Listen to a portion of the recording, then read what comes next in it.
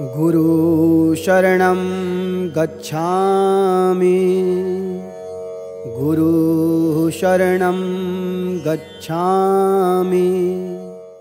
हम इसको नहीं समझ रहे हैं। ये हमारा आप नापोगे ना, यहाँ से पंजों से नाप के ऐसा लाओगे ना जी, ये 84 अंगल का शरीर है।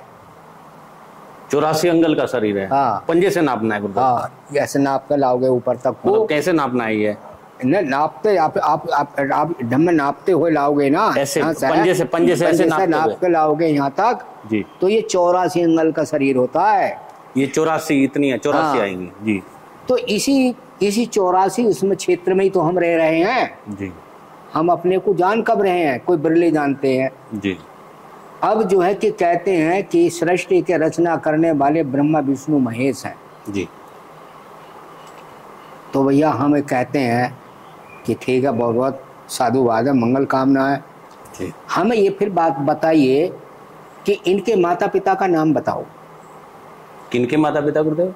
मतलब जो है कि विष्णु के पिता का नाम क्या था जी, ब्रह्मा के पिता का नाम क्या था जब सृष्टि की रचना करने वाले हैं जी, और शिव जी के पिता का नाम क्या था, माता का क्या नाम था, इनके नाम रखे किसने? बताने के लिए कोई तैयार है जी? जब सृष्टि की रचना करने वाले हैं तो इसको हम नहीं, इस चक्कर में हमने जो है कि पागल हो गए थे हम जी, इनको जानने के लिए जी। तो बुद्ध उस बात को कहते हैं कि ना तो किसी की लिखी हुई को मानो, लेखक ने ये सही लिखी है गलत लिखी है जी, और ना किसी की सुनी हुई को मानो कि वो ऐसा कह रहा वैसा कह रहा है जी। उसको मानो कि जो आपने उसका रिसर्च और अनुभव किया है, आपके अनुभव में खरी उतरी है तो मानो जी, ना उतरी है तो मत मानो।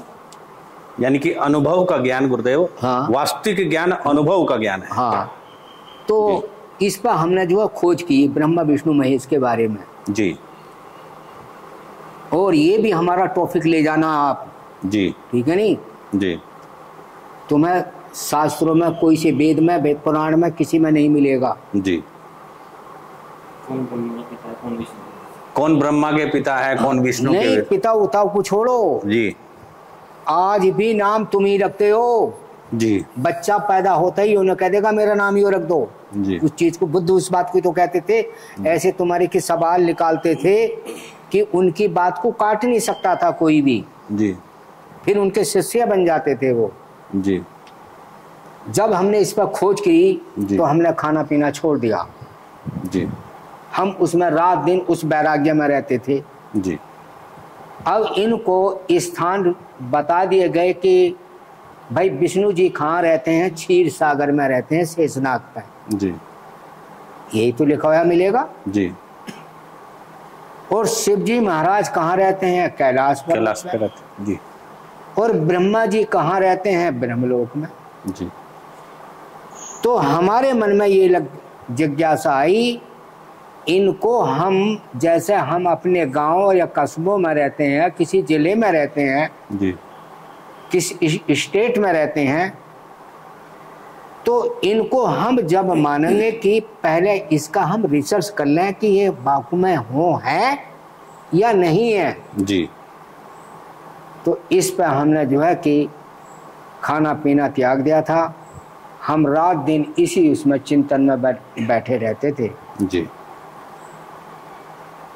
तो दिन में तो कोई आके हमसे बोलता था तो हूँ वहाँ भी करनी पड़ती थी, मगर रात को कोई हमसे नहीं बोल लिया तो रात को हमारा ध्यान बहुत अच्छा लगता था जी।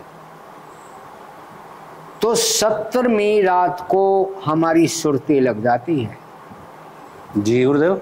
सुरती लग जाती है, सुरती जी। तो हमारी सुरती कहाँ पहुंचती है, पताल लोक के अंदर पहुंचती है जी। श्रुति, हाँ, सुरती जो होती है पताल लोक तक पहुंचती है। तो पताल लोक में जल के अलावा दूसरी चीज नहीं है, एक जल ही जल है, जली जीवन लिखा हुआ है। स्टेशनों पे क्या लिख दिया ना कि जल ही जीवन है जी। गर्भ बासिया के अंदर भी एक ही बूंद पहुंचती है उसकी जल की जी। एक बूंद का है जगत पसारा, कोई नहीं है इससे न्यारा जी।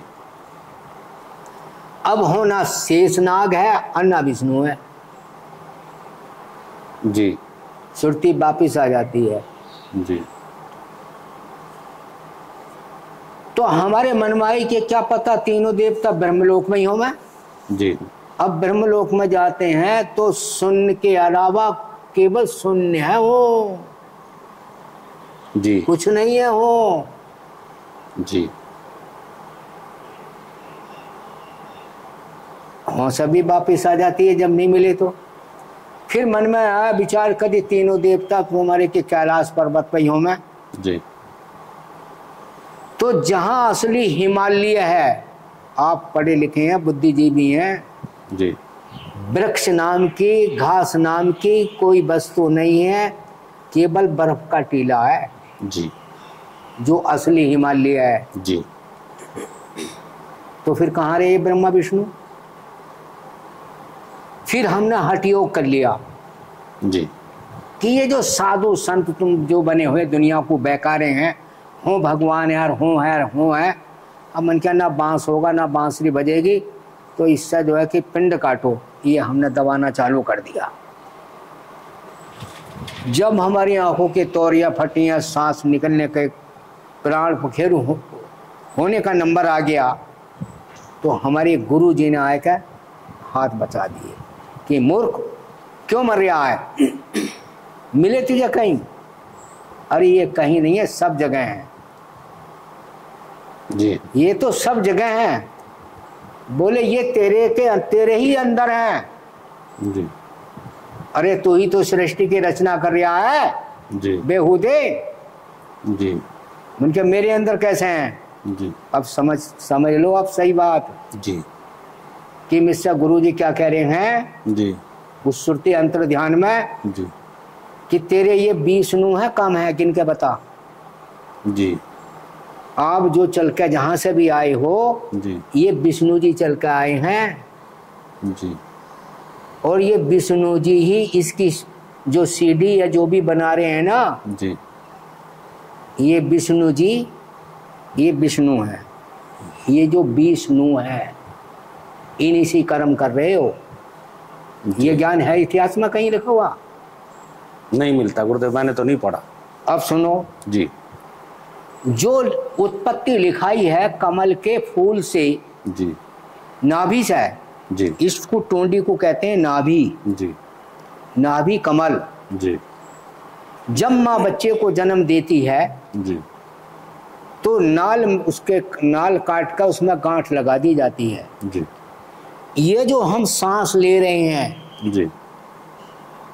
जैसा पहले हरट चलती थी, जी। मतलब जो है एकदम में पानी को जा ला रही है, ऐसे चल रही है। ये जो सांस अब आ रहा है और जा रहा है, जी। ये सांस ही शिव है। और जौन सा बोल रहा है यो ही तो ब्रह्म है, और कौन सा ब्रह्म है? और जो आर्य सत्य महावीर स्वामी के हैं, जी। वही चार आर्य सत्य बुद्ध के भी हैं। और जो पांचवी चीज जो धरोधर है, जी। वो अवगत है। जी। वो देखने में नहीं आ सकती, उसका कोई फोटो नहीं खींच सकता। जी। वो आदत्य है जी।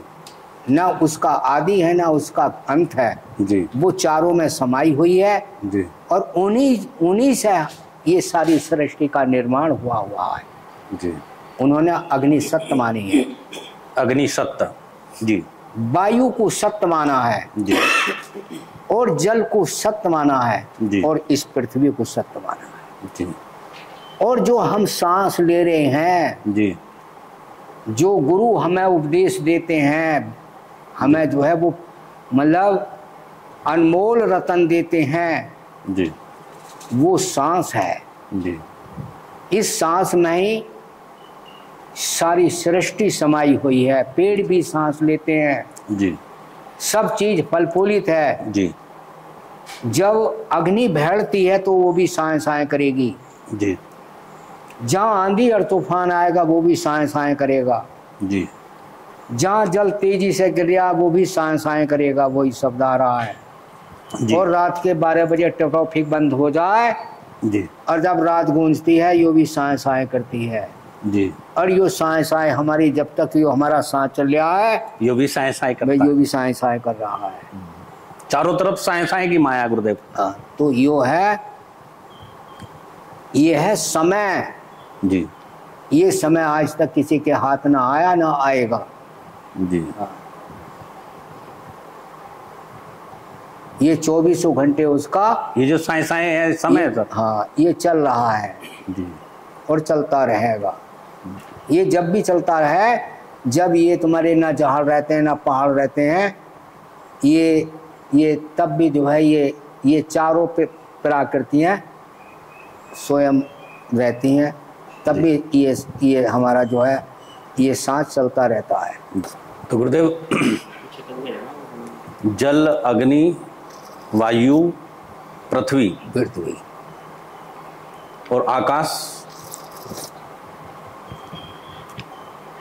आकाश जो है वो ये इसी में ओतप्रोत है, गोल में जी।